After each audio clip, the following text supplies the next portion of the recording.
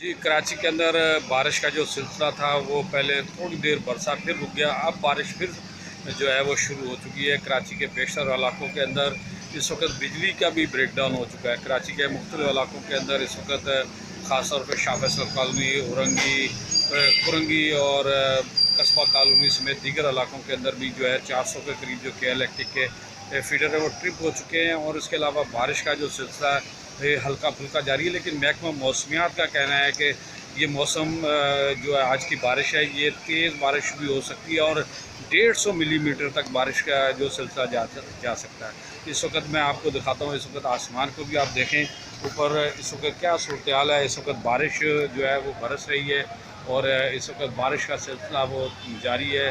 शहर भर में जल थल हो गई है। जो शहर में दिन में गर्मी थी अब उसमें कमी आ गई है।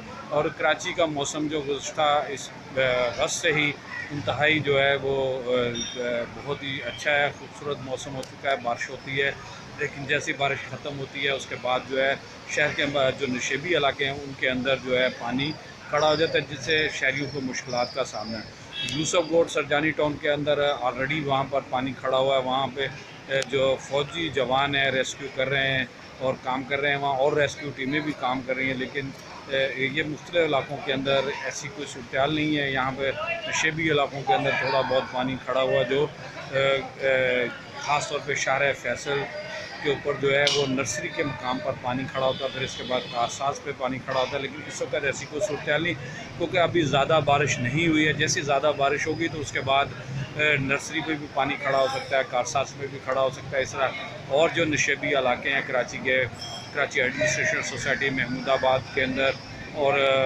नाज़िमाबाद और दीगर इलाकों के अंदर पानी खड़ा हो सकता है। लेकिन इस वक्त ऐसी कोई सूरत हाल नहीं है, हल्की बारिश है और जिसकी वजह से मौसम भी खुशगवार हो चुका है।